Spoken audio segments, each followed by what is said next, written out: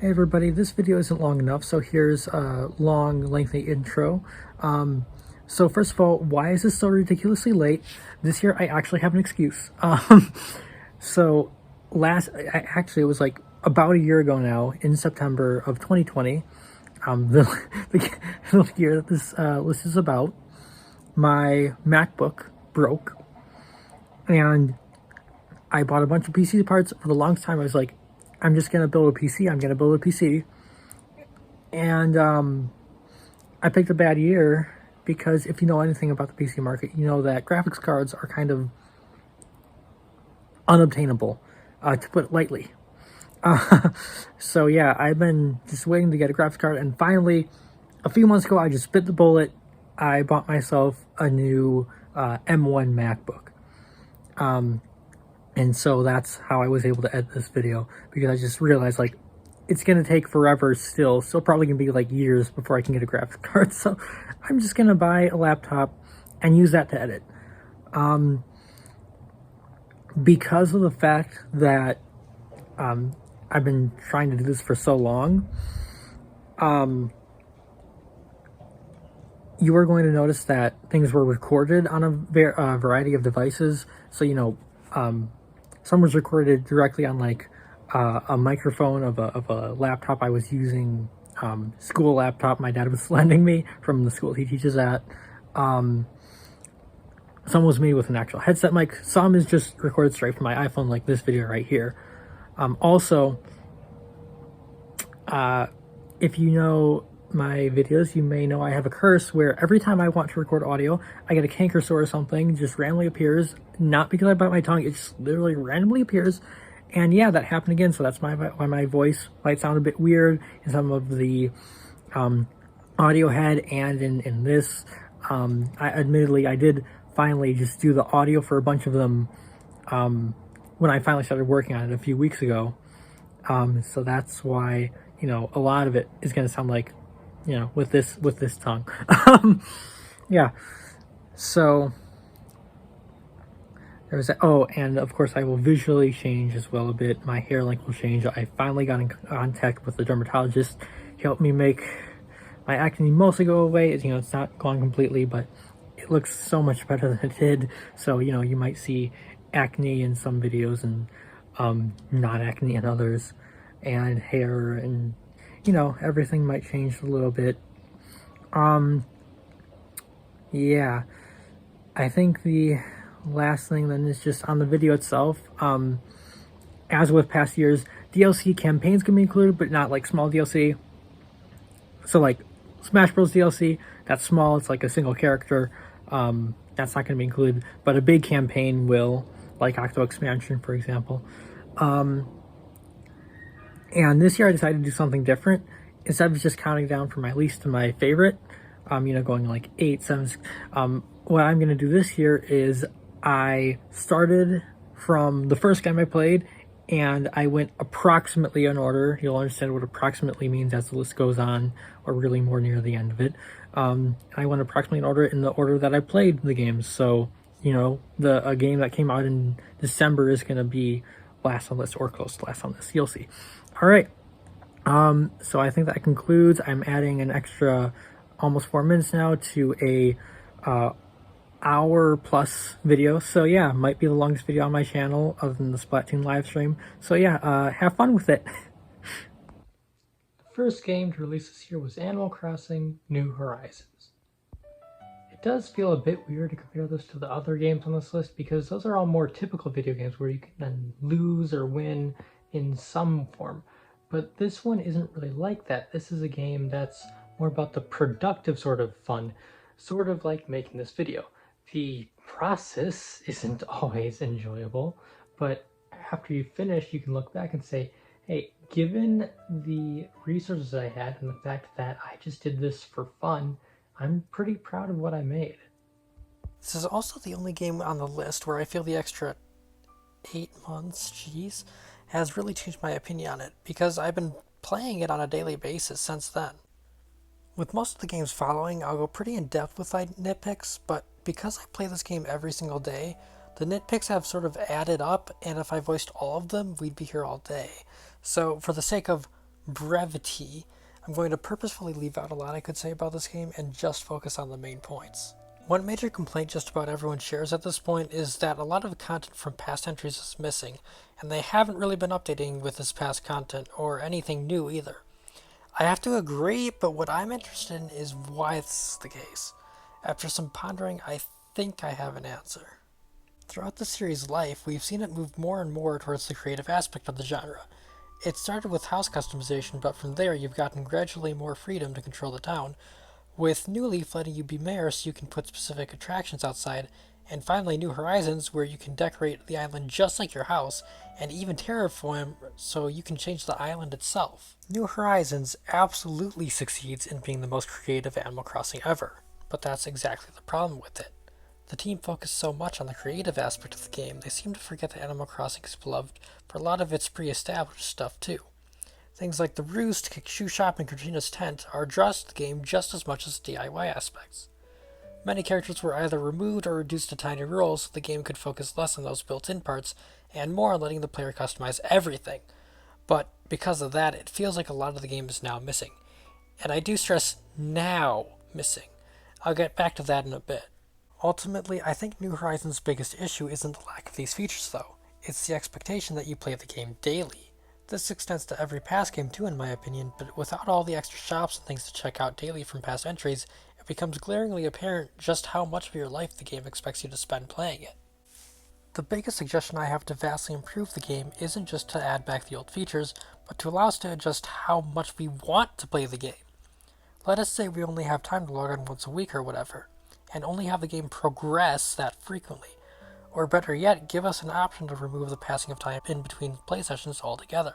So every time we open the game, it's like we're playing the day after last. I don't mean the calendar wouldn't change, I just mean we wouldn't see in-game changes like villagers reacting like you left them or weeds growing everywhere. But if that's asking for a lot, I think the actual real-world app, NookLink, could be used a lot more efficiently. Right now it's not very useful, but imagine if you could use the app NookLink and see information about the island that day, decide if it's worth getting on or not. Imagine being able to simply check an app, something you already do on a daily basis, and see things like what Nook's tranny is carrying, the current turn prices, or who the special villager on your island is that day. Being able to simply check an app to see if Red was there would be a godsend. Basically, I've enjoyed my time with Animal Crossing, but like many others, I'm starting to feel worn out by it. While I do think the best option going forward is to add all of these missing features to give people something worth coming back to, simply removing the requirement to play on a daily basis is what I think would really save the game. Imagine if you could only open the game once a week without finding at least 14 new weeds. As strange as it sounds, letting players log on less might result in them getting burned out slower and playing and talking about the game for much longer. However, while I do agree they've done a bad job updating the game, I do have one weird pet peeve about the criticism that I'd like to get off my chest. I think that the ongoing lull of the game has convinced a number of people who are mad about the lack of updates now that the game launched in an unfinished state. One complaint I'll see often is, I only play the game for around 100 hours, it's so unfinished. Now, the argument that the game is far from where it should be a year and a half later is one I agree with, but saying you only put in 100 hours at launch seems like a strange argument to me. Many games don't even hit the 60-hour mark. That's less than $1 per hour played. While we don't know how long it'll be exactly yet, take a look at Metroid Dread. Yes, welcome to the only 2020 games list where we reference Metroid Dread knowing it exists. Knowing Metroid games, that game will likely be around 15 hours. I'm going to go ahead and just estimate myself that it'll be around 20 hours maximum. Metroid fans know this, and yet anyone who loves the series has no problem paying $60 for this game. That's $3 per hour, and none of the fans really seem to mind. This is the case with many Zelda games too. The general length of a Zelda game is usually only around 20 to 40 hours. And I don't really see other Zelda fans complain, nor do I feel like complaining myself about the length. I think 20 to 40 hours is a perfectly acceptable length for a $60 game. Now, obviously I get that Animal Crossing is meant to be played for far longer. I'm not saying that anger over the lackluster or lack of updates is unjustified, nor am I even disagreeing with them.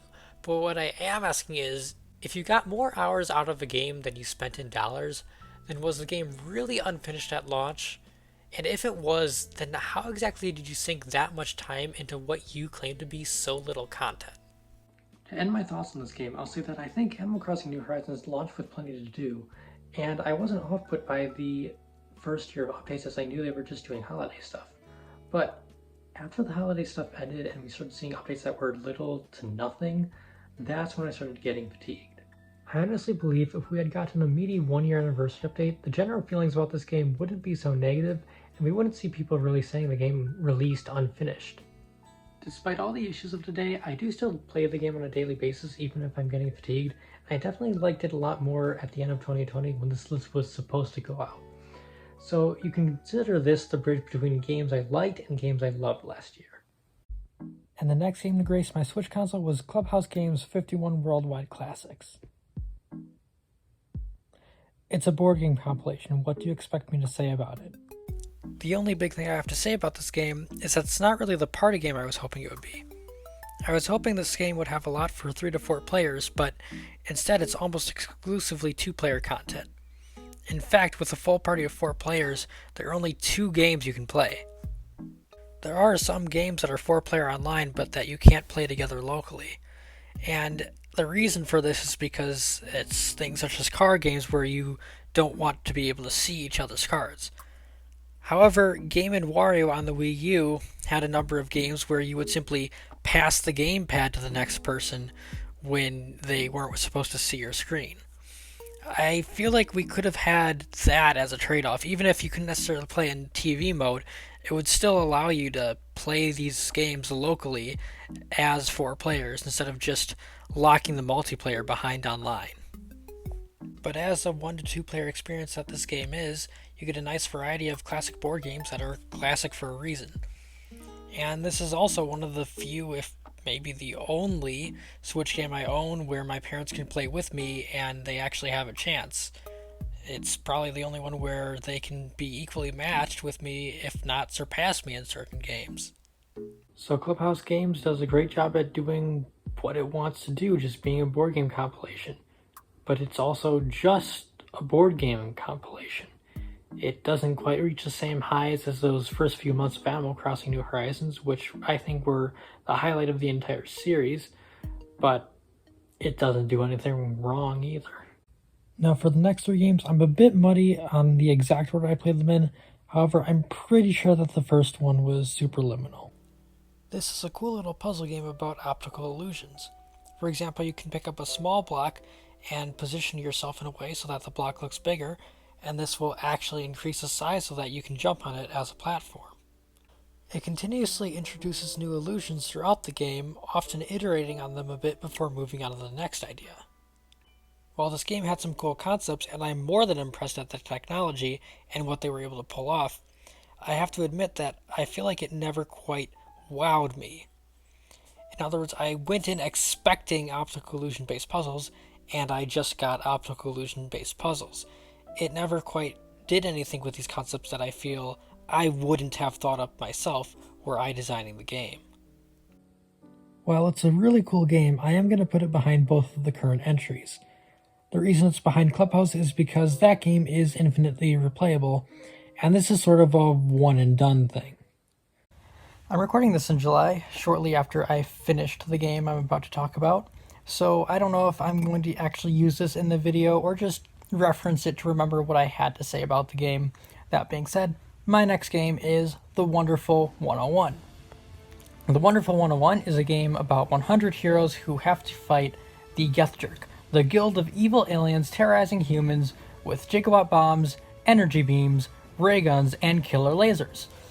So this game came out on the Wii U, and I remember looking at it and thinking that I thought I wanted to get it, but I ultimately decided not to because I did not have the money at the time because I didn't have a job yet.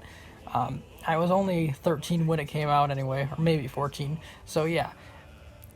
At that time, I also think there may have been other games coming out that I was more interested in, so I didn't add it to my Christmas list or anything. I can see now that, yeah, I missed out on it, but honestly, I don't mind getting it now on Switch instead, because, let's face it, the Switch is just a better console. The basics of the game is that you can use the right stick to draw a Unite morph. This will take your heroes and line them up into some sort of big weapon, such as Unite Hand, which is basically just a giant fist you can swing around, Unite Sword, Unite Gun, which literally shoots members as bullets. It's very interesting. What's very nice about this game is, you may remember my last Platinum Games game was Okami. In that game, I complained that a lot of the symbols got confused for one another. In this game, there are really only 2 symbols you can draw that often get confused, and even then, it's not too bad most of the time. The bigger Unite Morph you draw, the more powerful it'll be. However, you deplete more energy the bigger it is. So you don't want to use a giant one unless, say, you're fighting a boss that only has its weak spot available for a limited amount of time. In that case, you want to draw it and then hit it as many times as possible, because you won't be able to hit it for a bit longer. However, with basic enemies, you want to try to use smaller most of the time so that you don't use up all your energy, because once your energy is used up, you're sort of just a sitting duck. It's up to you whether you want to use a giant Unite Morph to try and get rid of an enemy quickly, or if you want to use a smaller one and get rid of it slower so that you can weaken its health without using up all your energy and leaving you sitting for all of the other enemies to attack.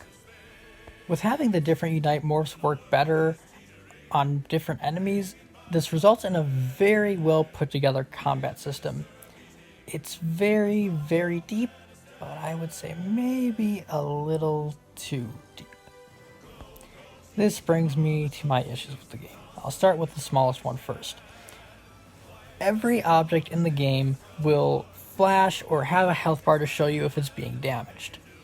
Almost every object in the game. During one late game boss, which I'm not going to show or say the name of or anything for spoiler reasons, there is a move which can suck in a bunch of your team and disable a certain move. Now, it'll spit out a bubble with the team members trapped inside, and it'll have the move that is disabled on it. For example, the first one I got was Unite Whip. Here's the thing. Literally having Unite Whip on the symbol made me first think, oh, I need to use Unite Whip on that. So I tried drawing a whip, found it couldn't work, and I thought, oh wait, maybe that means Unite Whip is disabled, which was correct. So I tried attacking it, using Unite Sword or Unite Fist or something. And it did not appear to be doing anything. The thing is, as I said, every object, like literally a rock, will flash red to show you are damaging it if it is capable of being damaged. This bubble doesn't do anything to show you that, so I thought that there was nothing I could do. I was like trying to figure out what I was supposed to do to get it open, because I did not think damaging it was working correctly. And so I kept trying to draw a whip, thinking maybe I was just not drawing it well enough in the heat of the moment. But no, it just would not draw, and I was just stuck there wondering what that could do. Eventually, I tried just attacking it more, and eventually it did pop, but you have to just guess that you're supposed to do this. And the game is full of things like this. Overall, the game can be very, very bad at telling you what you are supposed to be doing. By far, the biggest issue that runs throughout this game is a little move called Unite Guts. Now, Unite Guts is your counter move. Essentially, you use it at the right time when an enemy hits you, and it will knock them back for a second, allowing you to hit them, and it will protect you. The issue is, what can be Unite Guts and what cannot is not clear at all. I believe it's that cutting moves can't be used. However, there are also a lot of moves that don't seem to be cutting moves that also tend to break apart your Unite Guts. For example, there's a certain boss in the game that has 2 different punching moves. One of the punching moves can be countered using Unite Guts.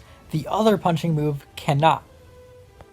The game is just full of this because Unite Guts is integral to your moveset, but you just have to guess often whether or not you can use it. And if you guess wrong, it could result in you taking a lot of damage or even getting a game over. I think this could easily be fixed but just by having moves that can be Unite Gutsed, or maybe the other way around, having moves that can't be Unite Gutsed have a certain color. For example, you look at Cuphead, if you see a pink object, that means you can jump off of it. Why couldn't they do something like that in this game? If you just added a little glowing thing or something to every attack that cannot be Unite Gutsed, or the other way around, it would make it so much more pleasant, because you wouldn't just have to guess what can be Unite Gutsed or not. You would actually know whether or not you can use it, and that way You don't have to just do trial and error every single enemy, including bosses. And while that's the biggest issue I have with the game, the biggest issue that runs throughout it, there's one small section in one level that is so bad, it takes the entire experience down for me. I have to consider this the worst level design I have seen in any game I have ever played. Now, of course, this is coming from someone who really only buys games they think they'll like, but yeah, this level of design is just awful. Basically, you have a bunch of little mushroom things you can jump on. However, there are these drill missiles firing at you, like literally every second you get 3 or so firing randomly all over the place over these mushroom things that you're supposed to jump from.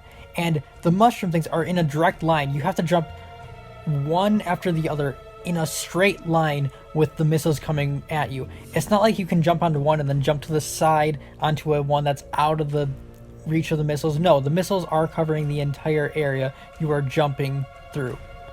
You have a move that can counter the missiles, but only for a second. Only the missiles it hits. If you try and jump in the air, you'll probably be hit. If you manage to jump in the air and use your weapon to counter it, they're just going to come at you and hit you before you land. If you use your weapon before you jump, by the time you're in the air, they're going to be coming at you again and they're going to hit you. Literally the only way through is to just accept being hit in the air over and over again. You have to jump, make blind leaps of faith, and hope that you don't get hit before you make it to the other platform. You can either fall off, or you can make it to the other platform and fall back, or you can just jump in the air and be hit back onto the same platform you were just on. And worst of all is the very last platform, because there's a hook, so you have to draw a Unite Whip to hook onto it and swing to the next platform. Again, the missiles are coming at you in a way that is impossible for you to hit. And once you have drawn a Unite Whip, you no longer even have the weapon that can very temporarily, for just a second, deflect them. What this means is as the missiles are hitting you and knocking your guys all around, you have to somehow collect enough of them to draw a big enough Unite Morph, jump in the air, and get the hook without being hit once by these missiles that are coming at you every second. I cannot list a single design in any level worse than that. It is a very small section, but it will most likely cost you multiple continues to get through. So yeah, even though it's small, it definitely takes the experience down. Since this is the remaster of the game, I have to wonder why they would not change this section. Hey guys, since we're remastering this game and making some changes, you remember that one section in level 7 where there are the drill missiles flying at you and you just have to jump through them and be hit over and over again? And it basically goes against the entire rest of the game, which is really good at rewarding good timing and skill-based gameplay. Yes, what about it? Yeah, and the level after that one, there are 2 collectibles, and I think we should change their positions slightly. So the Spectacle of the Wonderful 101 is awesome, the gameplay is very good most of the time, and the combat system is incredibly rewarding. But these little flaws throughout just really bring the game down for me. So because of all the issues, but the fact that it's a bigger, substantial game, it's going to go ahead of Clubhouse games, but it's not quite going to reach the levels of Animal Crossing. The next item on my list is not a game, but in fact the DLC for Pokemon Sword and Shield, the Isle of Armor, and the Crown Tundra. Pokemon Shield itself ranked 7th on my 2019 games video. In other words, 2nd to last place. Both of these expansions add their own new wild area, and both of the wild areas are more interesting to explore than the original one too. Everything in the DLC is contained within these wild areas, essentially the way we were hoping Pokemon Sword and Shield would be in the first place. Together, they're an enjoyable little bonus that are better than the game they're attached to, in some ways. That being said, when both of these expansions came out, I repeated the exact same process. I got all hyped up to collect every Pokemon and fill out the new region's decks, planned to go back and complete the previous decks after those, then finished the new campaigns, played for a decent number of hours after that, and just fell off completely. I realized this happened with the base game too, just over a longer period of time. I got several post-game hours after beating the initial story, but then I just stopped playing that one too. Putting everything together, I realized I didn't actually care that much about collecting all the Pokemon. I always got excited about doing it, but I hadn't finished it in any previous entry, and even with these, with a more limited dex, I still didn't end up doing it. Eventually, it becomes so tedious that I just give up. Finally, I remembered something important. The biggest reason I bought Shield and its expansion pass in the first place was to avoid falling behind on getting all the new Pokemon. If I didn't play this game, I wouldn't have many of the new Galar Pokemon when Gen 9 came out. And of course, if I miss Gen 9 Pokemon, I have to scramble to collect them for Gen 10, and so on. With the realization that I bought the game to catch them all, and now no longer cared about catching them all, I was just beginning to stop caring about Pokemon in general. At this point in 2021, it's come down to this. Whether I continue playing the series or not depends on Legends Arceus.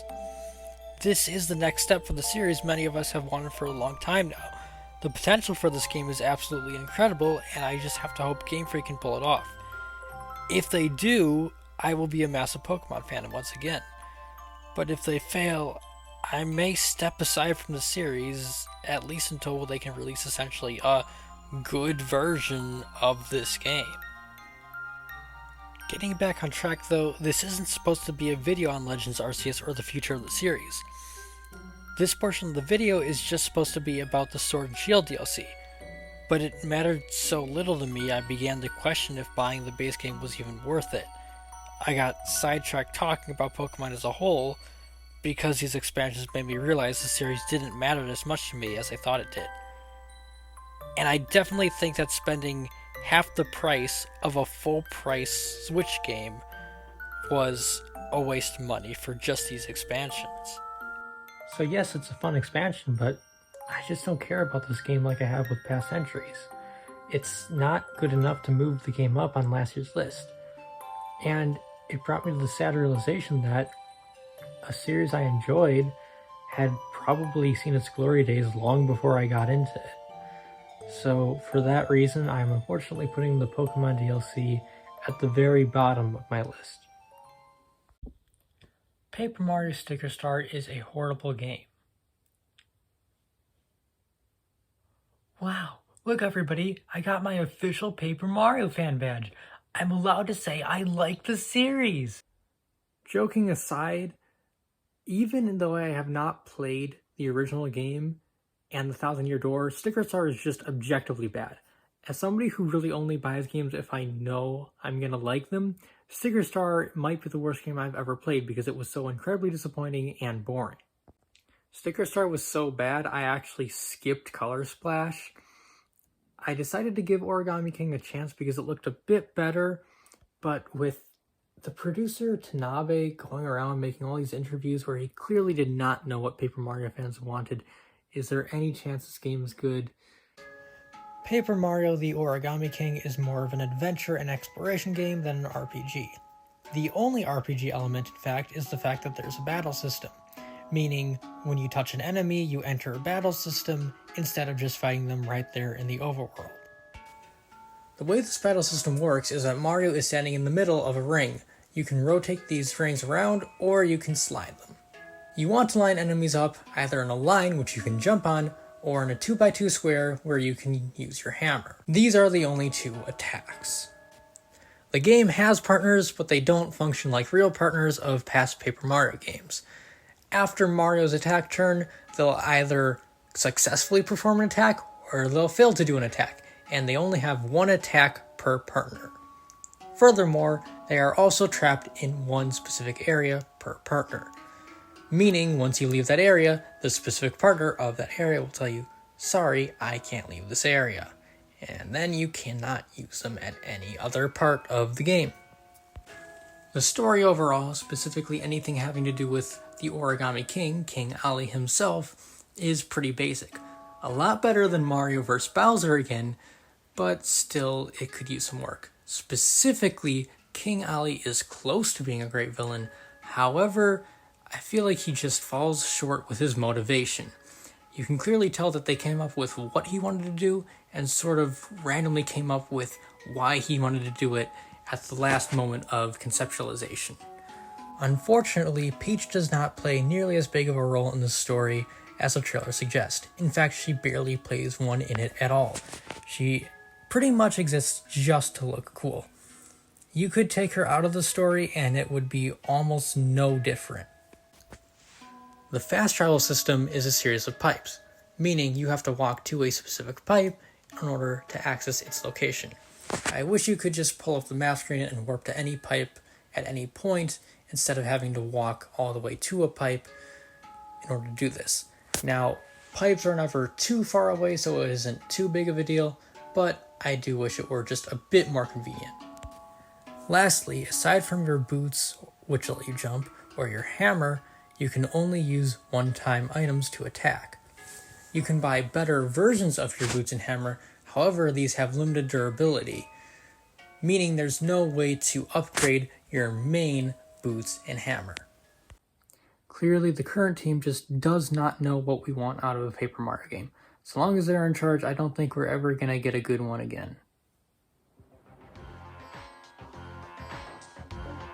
What is that music? Why is it a banner? This game's soundtrack is better than it has any right being, and that is far from the only good thing about the game. As I said, King Ali is actually pretty close to being a good villain, so the overall story isn't actually all that bad. It just could be better. However, the individual stories from area to area are where the game truly shines. Just to bring up one of the weaker examples, in one of the first areas of the game, you would encounter a bunch of Koopas who worship something called the Earth Elemental as a god. And this area actually makes fun of churches that insist you pay them a ton of money. That's right, it is commentary on religion in a Paper Mario game. Now, I don't know if this will be true for everybody because I personally am an oversensitive little B-word. But if you're anything like me, there is a chance this game might actually make you cry. When you win a battle, you don't get experience, and you don't level up. You just get coins. Actually, I would argue this is a good thing, because you don't have to worry about grinding. When you choose whether or not to enter a battle, you don't have to worry about, am I going to be strong enough for future battles? You just worry about, do I want more coins, or do I want to battle right now? A lot of the battles are also scripted, which means you battle because you have to in order to progress in the game, not because I need to grind. And coins as a reward also work very well because there are a lot of expensive items. You'll also want to frequently upgrade your weapons so that you have higher level boots and hammers for the stronger enemies. You might even need iron boots in order to jump on spiked enemies. Even with the game bathing you in coins, there are still some items that cost so much you might want to save up. So you can choose to either save up like I did, or you can play the game like Vinesauce Vinny and every single time you enter a battle, blow all your coins, extending the timer, or getting help from Toads, thereby giving viewers like me anxiety. Thanks, Vinny! As for how you get stronger, you'll find max up hearts around the world. These will level up both your health and your strength. These are found not by winning battles, but by searching around the world, exploring. Essentially, the game rewards you for doing what it's about, exploration, instead of for just fighting baddie after baddie. Max up hearts are also pretty rare, which makes them very valuable when you find one. Much more commonplace are toads, as in the actual characters, toads. Because of the witty and comedic nature of the game, toads work out very well as a collectible. They each have one-liners, which just makes them a joy to collect. Going back to the battle system, while it may seem like a negative that there are only two types of attacks, being your boots and your hammer, this actually works out pretty well, because the main point of the battles isn't your attacks, it's the ring phase. Getting the enemies in a line or in a square is the most important part, and in fact, if you can do it successfully for all enemies, you'll even get a 1.5 times power boost. Therefore, when it reaches the attack phase, it doesn't matter that there are only 2 types of attacks because you've already done the main and most important part of the battle. And battles will just get more unique and thereby more fun as you go along. For example, you'll meet boos, which can turn invisible at the start of the turn. This means you'll have to recognize their pattern for the few seconds you see them, and then actually rotate them or slide them without being able to see them. Bosses flip the script, putting Mario on the outside and using arrows along the ground to create a path to reach the center to attack the boss. I won't show any bosses for the sake of spoilers, however, you'll just have to trust me when I say that some of these bosses have some really, really cool mechanics and can use their attributes in very interesting ways. It might actually take you a while to find out the best solution for a boss, and I do mean that in a good way. Aside from the regular enemies and the bosses, you'll also encounter a third kind of enemy made of paper mache. The game calls them paper macho enemies. Instead of entering a battle system, you'll actually fight these guys on the overworld, providing more action-based battles. This is great for people who are more into this type of gameplay, and it helps to shake things up with pacing. While partners are limited to certain areas, what they provide while you are with them is great. The pre-established areas all have additional new lore that makes them even more enjoyable. Bowser is as well written as he always has been, and Bobby the Babam, well, he is easily the best of them all. Professor Toad is unfortunately the weakest, but that's not to say he's bad. Kirsty in Sticker Star is completely bland. She is so forgettable, I actually did not remember that Paper Mario Sticker Star had a partner like her until I saw the box art in a random video. Naturally, I was expecting Olivia to be the same. A hollow shell that speaks for Mario and has no personality of her own. However, just as Origami itself, Olivia is far from flat. To sum up Olivia simply, she is very pure and kind-hearted, however also a bit naive. There's this one moment of the game where she's ratting out an enemy for making things dangerous for Mario, and in between every single sentence she keeps turning to Mario with squinted eyes and saying, "Gosh." I don't know why, but for some reason I find it absolutely adorable and hilarious. This is just one of many moments in which I was filled with glee because of Olivia. In my Ranking 2017 games video, I praised Earthbound for having a system where you could defeat weaker enemies just by walking into them. Paper Mario has something similar. You can still walk into them to fight them normally, but if you hit them with your hammer or jump on them, you'll automatically defeat them. Lastly, for real this time, this game is perfect for completionists. Not only will it tell you when you've 100% in an area, it will tell you what in that area you have 100%ed. For example, you have collected 100% of toads, or you have collected 100% of hidden blocks. You can even open up the map and see what percentage you have completed of each goal in each area. Now, it's not perfect. For example, you might be in a town that says you've collected 64% of toads, but in reality, all the 10 other leftover toads are in one stack, meaning you only really have one more to find. Even so, this system is still so much better than the games which just leave you running around the entire world map, absolutely no idea where the last thing is that you're looking for. In the end, Origami King isn't about all the RPG stuff. It's about adventure and exploration, as I've said multiple times now. The fact that it has a really cool battle system just makes it even better. Once you look past the interviews and what Paper Mario was, what it could be, this game on its own as a video game is just incredible. Whether or not you enjoy this game is simply going to depend on whether or not you like the ranked battle system. For me, I loved it, and in fact I loved it so much that this is going to be the very first game to surpass Animal Crossing. Allow me to play you a clip from one of my past videos. So it may surprise you that I'm not one for most logic-based RPGs either. Of course, I now see the irony in saying I'm not much into RPGs while showing a clip by Video Game Donkey, Mr. I don't like RPGs. I've been reevaluating that statement lately and I realized it's not really true. When I say I'm not into RPGs. What I really should be saying is I do not have the time for RPGs, and I just like other genres a bit more than RPGs, so I generally don't choose them. Thinking back on it, I didn't play any RPGs as a child except for Mario and Luigi Brothers Inside Story, which I never even beat. The first RPG I beat, if I'm thinking about it now, may have been Paper Mario Sticker Star. So when that's one of my formative experiences of RPGs, no wonder I didn't think I liked the genre. So with me reevaluating that statement, I decided to actually give a real RPG a chance this year. An RPG that can take up to 100 hours if you want. The RPG, of course, is a Nintendo-made one, Xenoblade Chronicles. So let's compare Paper Mario Origami King to a real RPG.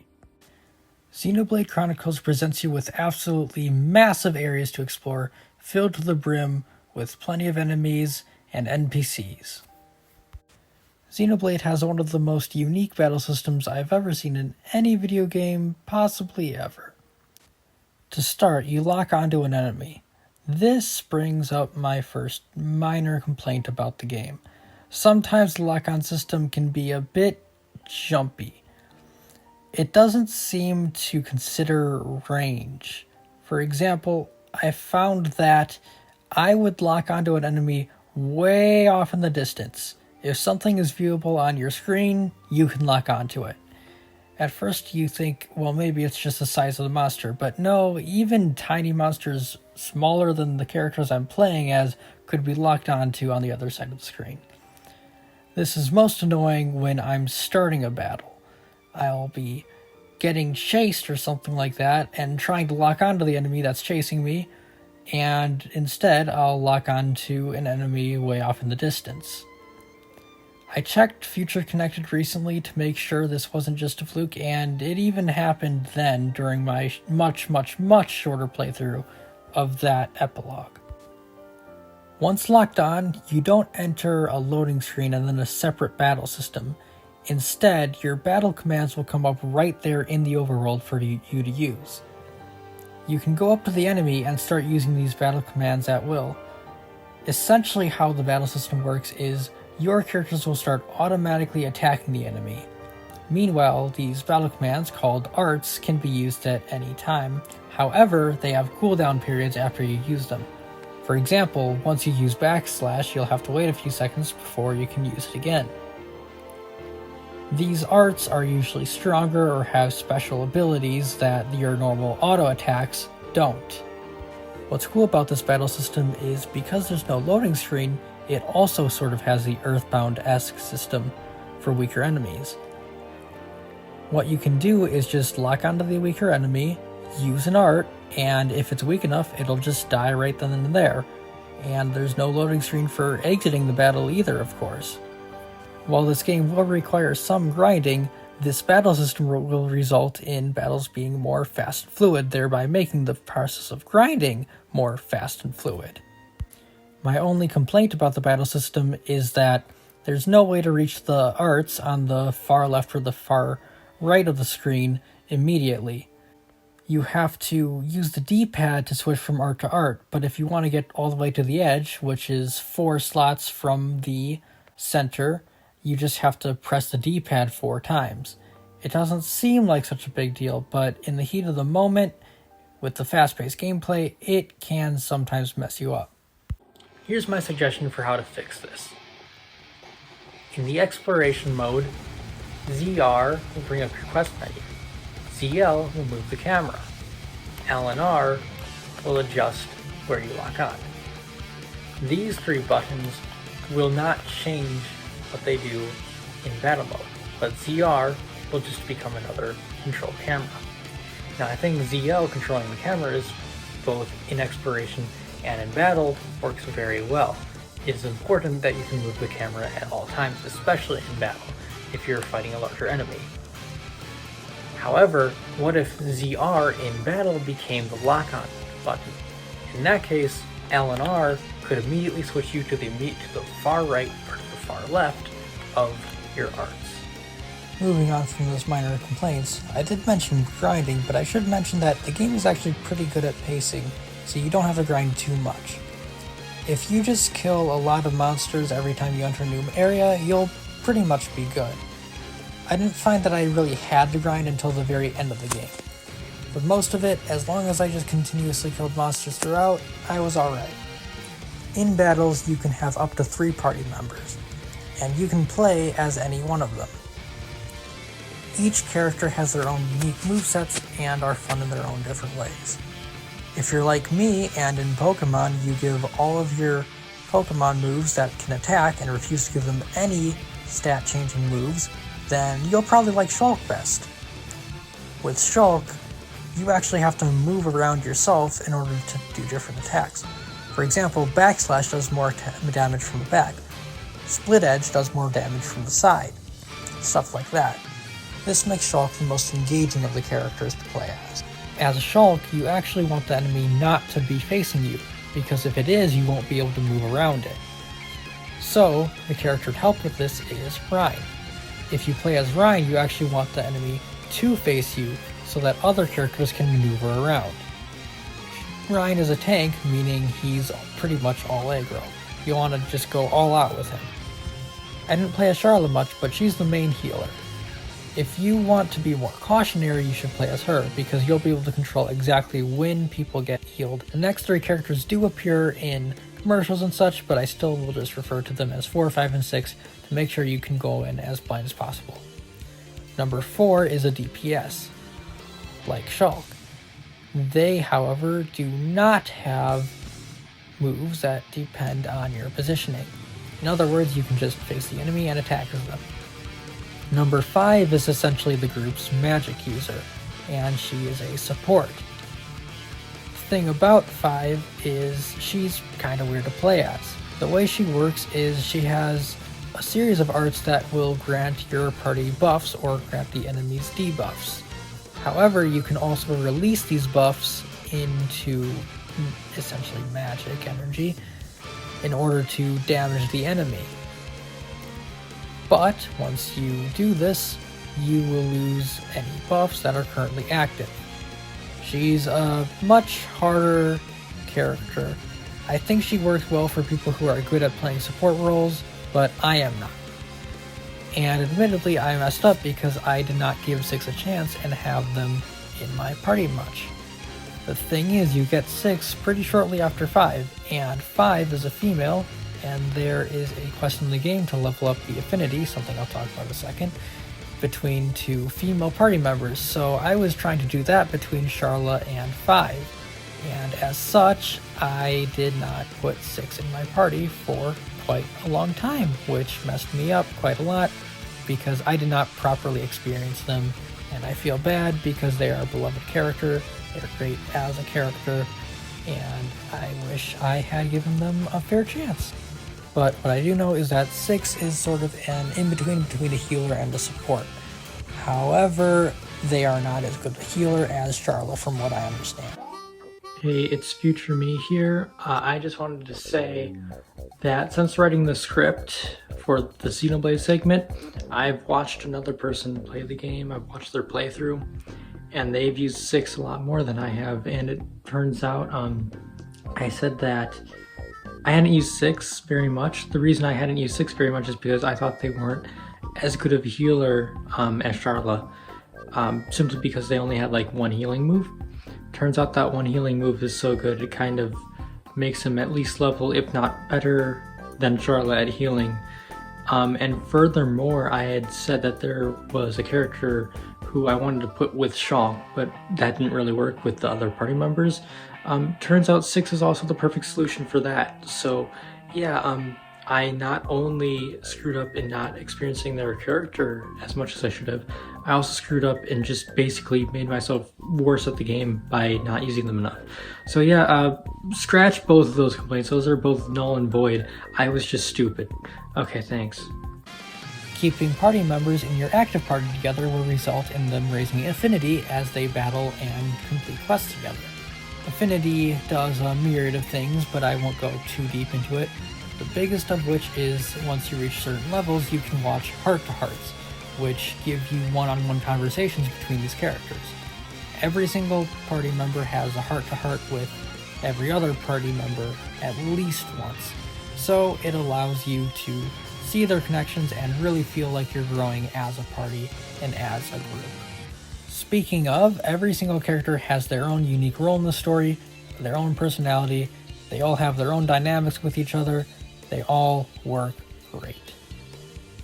Even the joke character has one of the most heartfelt moments in the game, and Future Connected just makes them even more lovable. These scenes are accompanied by some amazing music.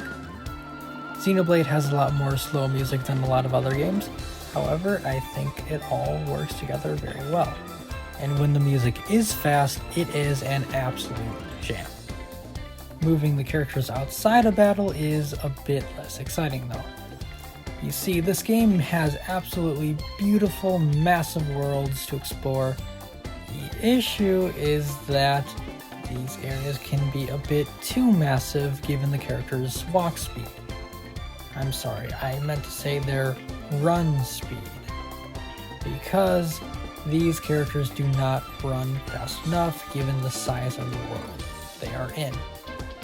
There is an auto run button to make it easier on your thumbs, however this still doesn't help the long amounts of time it'll take to explore the world and find every secret and collect every little blue orb. If there is ever a game in need of a run button, it is Xenoblade Chronicles. The world exploration can be unfortunately tedious given how long it takes just to get from point A to point B in one area. However, these worlds are still satisfying to explore, it's just that it takes a while to do so. The good thing about exploration in this game is you don't have to worry about getting lost. There's a yellow dotted line that shows you where you have to go. If you find that too handholdy, you can just switch to the quest line and make sure you don't have any active quests. But if you do have active quests, you can use the quest line to search those out, thereby making them less tedious. I think the quest line is just brilliant. It prevents you from getting lost, it prevents you from running around aimlessly, it makes quests so much better than in so many other games. Xenoblade Chronicles has so many convenient features that it makes me wonder how exactly the world exploration with our run button slipped through the cracks. Even getting quests is nice and convenient. You know how in Breath of the Wild, if you want to switch the time of day, you have to light a campfire and then choose when, either night or day, and then you have to hope that it doesn't rain, and if it does rain, you just have to wait the rain out and then light another campfire, and you can only do this at specific parts of the world. Well, in Xenoblade, you just open up the menu, select the time, and it's that time. But the world exploration, making characters bond with each other, the battles, what is it all for? One of the greatest stories in gaming, period. I will admit, because of Smash, I unfortunately knew some of the biggest reveals. Even so, I was still shocked and surprised and guessing throughout the adventure at how things would come into place. This game's story will constantly keep you on your toes. I can say that seeing characters happy in Xenoblade Chronicles made me happy in real life. I genuinely cared for everything that these characters cared about themselves. Xenoblade does a great job sucking you in with its mysterious, intriguing, and well put together thought.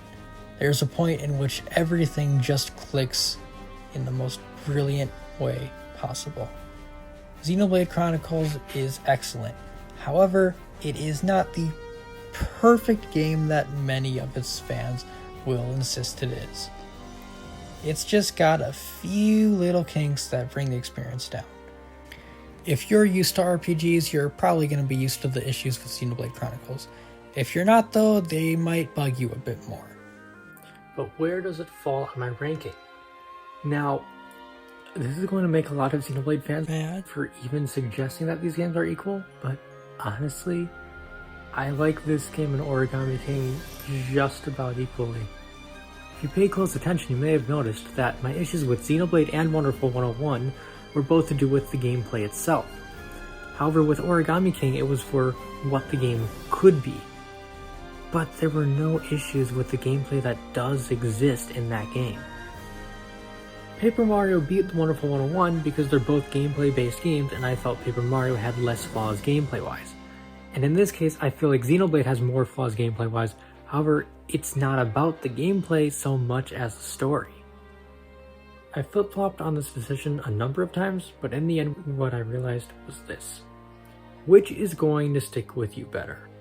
Gameplay of a game or the story of a game? I think while the gameplay may have been more enjoyable in Origami King, the story is what's going to remain in your mind more, even if it's usually not what I play games for. So honestly, I know most Xenoblade fans consider the game perfect, and I know suggesting that it has any faults at all or that it could possibly be anywhere close to Origami King standards is hearsay, but to me personally, I think the games are pretty darn equal, and Xenoblade beats Origami King by just a hair because of how memorable its story is. Dialing things back to a much smaller scope, the next game was Mario 35, a battle royale of the original Super Mario Bros. On NES. Well, I think it's aged far better than a number of NES games. I've always appreciated the original Super Mario Bros. More from a historical point than as a game, at least compared to the later entries, simply because this one is a lot more stiff to control. However, putting it in this battle royale context with 35 other players and enemies you kill going to their screens and vice versa, it breathed new life into the game for me for a few days.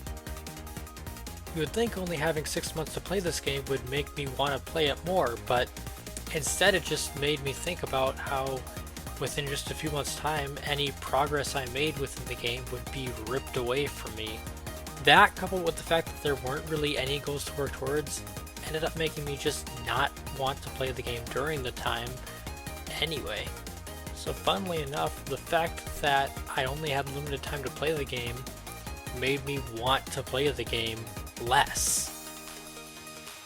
So while I do think the time limit was a very dumb idea, it never made me think, why am I a Mario fan the way the Pokemon DLC did with that series? In fact, it made me see value in a Mario game that I had always sort of written off in the past. For that reason, I'm going to put it above the Pokemon DLC, but still pretty darn close to last place. I'm actually going to go purposefully out of order here because the next game I played was my favorite, so I want to talk about that last. But the last game I played last year was Pikmin 3 Deluxe. This was my first Pikmin game. For those of you unfamiliar with the series, here's a quick overview. You control a captain who has a squadron of little creatures called Pikmin, up to 100 at a time. You need to throw these Pikmin around to accomplish certain tasks like breaking barriers, attacking enemies, or carrying things back to your base. The more Pikmin are working at a task, the faster it'll go. For example, the more Pikmin attacking an enemy, the faster it'll die. In terms of enemies though, the more that are attacking it, the more Pikmin you risk dying at the hands, or more often mouths, of said enemy. There are a few types of Pikmin which all have different attributes. Blue Pikmin can breathe underwater, yellow are immune to electricity, etc. In the switch port, you control your Pikmin by using the Joy-Con as a pointer, aiming where you want to throw them, and also using a charge attack with X, which will send every Pikmin of the currently selected type out at once to work on the same task. Say you want to take down an electrical fence. You just switch to your yellow Pikmin, press X, and they'll all attack the fence at once, while the non-yellow Pikmin won't rush into the dangerous electric field. You also have a whistle, which activates a circular radius around wherever you're pointing to call Pikmin in that area to you. I have just one nitpick with the game.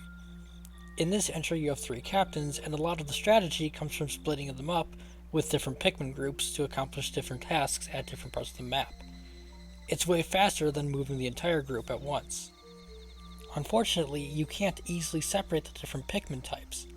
You have a command which will force all the ones in your current party to organize by type, but then you have to collect them by using your whistle, so it's very easy to try and collect one type of Pikmin only to collect that group plus more from other groups. This can make switching captains a pain.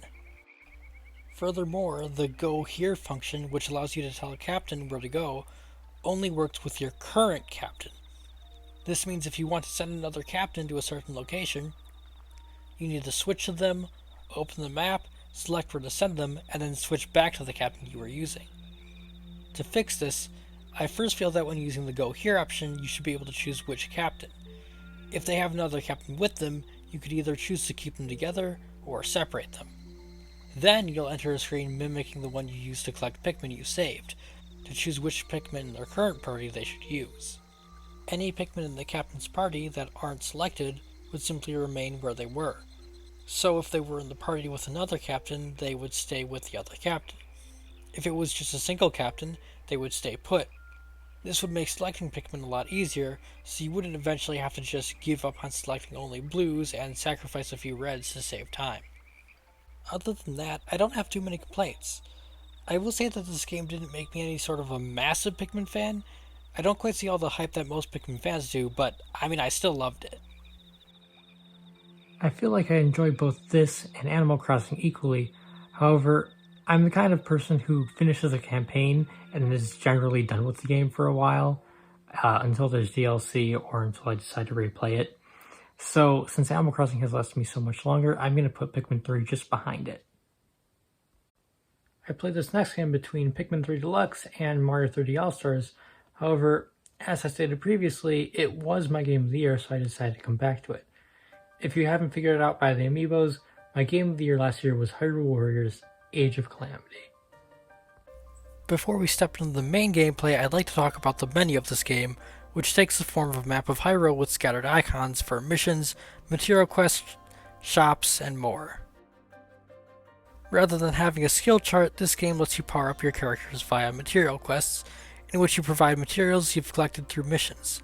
Each quest and mission in the game has a little story description to help explain why the heroes are taking on this task, rather than just plopping you into a random scenario as the original Warriors does.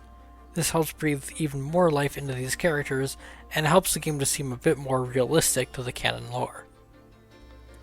Obviously, it could get a bit tedious having to search the entire map for a specific mission when you want to do one, so the game remedies this by having a little drop-down style menu which displays quests based on the character, shop, or whatever they upgrade. You can also pin certain quests that you'd like to complete, and the pinned quests will even cause a green radius to emit from missions or shops which might contain or reward you with the materials you need. I do have one little problem with this menu system though. There's no tab which just shows incomplete missions or quests, and you can only pin a limited number at a time. For each character, shop, or whatever, any incomplete missions will rise to the top of their list, but this still means you need to drop down their entire menu to find it. In other words, if you're checking through the list just to find quests you haven't completed yet, the only way to check is to drop down Link's list and hide it, then drop down Impa's list and hide it, then drop down Zelda's list and hide it, and repeat this for every single character in the game, as well as the non-character quests available. Onto the actual meat of the game though, the battle system itself. I would say that this game mechanically is an improvement on the first in virtually every way. As the original Hyrule Warriors was a love letter to the entire Zelda franchise, this is a love letter to just Breath of the Wild. Each character feels fun and fresh in their own way. There were only a few I wasn't the biggest fan of playing as, but most of the roster is a blast. They've all now been given their own unique action with ZR, which can do something as simple as shooting a bow for Link, to something as complex as creating clones of yourself as Impa. This game thankfully ditched the horrific ranking system of the original Hyrule Warriors game, in which you would need to complete a mission within a certain amount of time, taking no more than a certain amount of damage in order to get certain rewards. Instead, all you have to do now is beat a mission. There's no need to worry about damage or time unless the mission explicitly has a time limit as a requirement. Though the game does lean quite heavily on time limits. I found that the majority of the game's side stories had one, but only a few were actually pretty strict. Most are there just to give a sense of urgency, but don't act as the main challenge of the mission. If you watched anything on the first Hyrule Warriors, you've likely heard that it's not really a Zelda game at all, it's just a Warriors game with a Zelda skin. The themes just happened to work so well together that, despite being completely different playstyles, it was a perfect fit. Age of Calamity is a different case. It's still more Warriors than Zelda, but it takes more elements from Breath of the Wild than the first game took from its Zelda games. namely the addition of runes, with every character using them differently, is not only a great gameplay mechanic, but also an excellent homage to the variety of way players could tackle puzzles or combat in that Zelda game. Lastly, there's the story. Now the issue is there's something I both do and don't like here that I'd like to talk about, but I can't really do so without spoiling the game. So to avoid doing so, I'll give you a little hint that doesn't say anything too specific. If you want to avoid even a hint of what this game's story could be like, skip ahead to this timestamp. Basically, if you're hoping to see exactly what happened leading up to the events of Breath of the Wild as they occurred, you're not quite going to get that here. However, because of this, the game is able to do some very cool things that it wouldn't if it had just showed everything as it happened in Breath of the Wild's past. In my opinion, the added benefits of this decision are enough to make up for the fact that we don't really see the exact events leading up to Breath of the Wild. Now that I'm done hinting at spoilers, I have to say that this game does a great job showing the magnitude of Calamity Ganon's attack on Hyrule 100 years before the events of Breath of the Wild. You can really see the war that took place, how it was more like an unavoidable natural disaster of sorts in the battle, and the vast threat Ganon imposed on the land. The characters are more fleshed out in this game, giving you a better look at the champions and how they interacted. Also, the voice acting is far superior to Breath of the Wild. Anybody who tries to say that the voice actors in that game are poor choices should play Age of Calamity. It proves that the actors themselves are great, and the issues with Breath of the Wild's voice acting was really just the direction. Hyrule Warriors Age of Calamity is a remarkable love letter to Breath of the Wild, a superior sequel to the original game, which was already great, and a finite piece of evidence that Zelda deserves more characters in Super Smash Bros. One last little note I'll add is I did play Super Mario 3D All-Stars last year, but I purposefully decided against including it because it doesn't really add anything or change anything like a remaster, like not even to the degree that Skyward Sword HD does. So for that reason, I purposefully left it out. Other than that, I guess that's everything. It kind of feels weird to be ending this video when it's like the latest that any of my videos have ever been, but I'm glad I finally, eating my own hair, I'm glad I finally just put in the effort and finished it after all this time. It's been quite a long project, but I'm happy with the format I chose, and I'm happy mostly with how it turned out. You know, obviously nothing I make is the highest quality, but I think I did all right. I feel like there's one last thing I'm forgetting to say. But this video has gone on long enough, so whatever. Alright, enjoy what's left of 2021.